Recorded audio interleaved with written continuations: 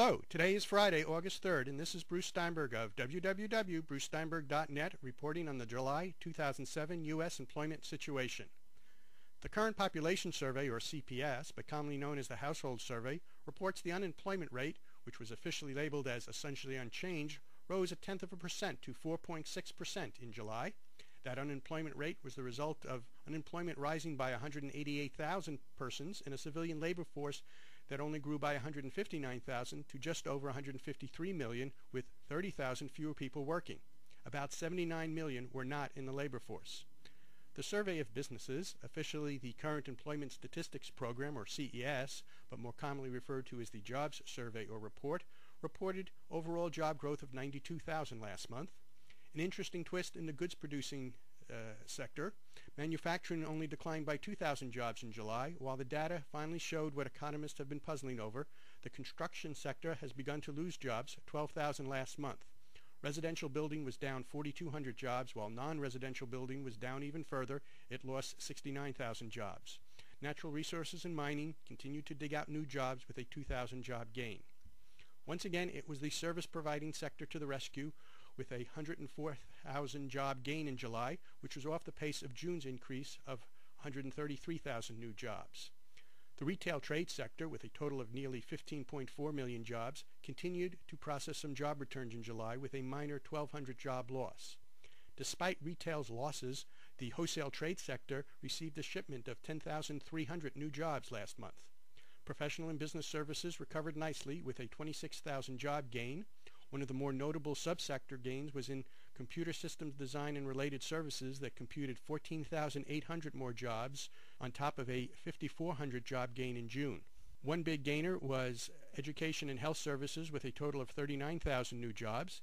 Education services loss of 5,600 jobs was more than offset by 4,400 new jobs in healthcare and social assistance.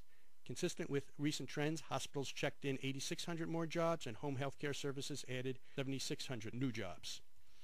Leisure and hospitality welcomed 22,000 new jobs in July, while government jobs were down 28,000 due to reductions at all levels. Local governments cut 16,000 jobs, state governments were down 10,000, and federal employers sent 2,000 jobs home. For those of you in the staffing industry, we have bad news. Temporary help services employment continued to shrink with a 6,900 job loss in July to settle at 2,589,300. That's seasonally adjusted.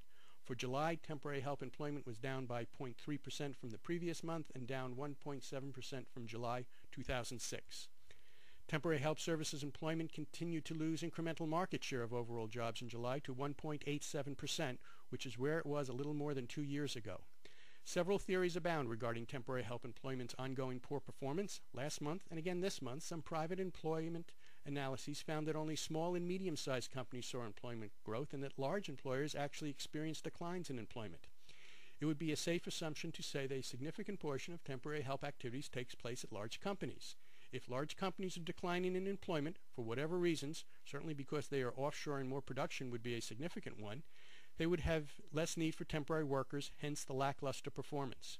To express it another way, jobs that were being filled by temporaries are likely being sent offshore in a disproportionate number compared to the general employment market.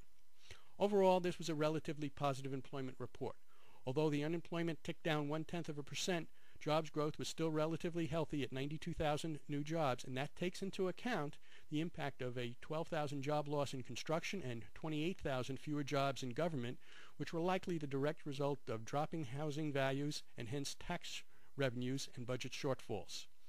This has been Bruce Steinberg, and this is just a brief sample of the employment data we have available. An interactive video version of this report, complete with charts and graphs, can be found at www.brucesteinberg.net.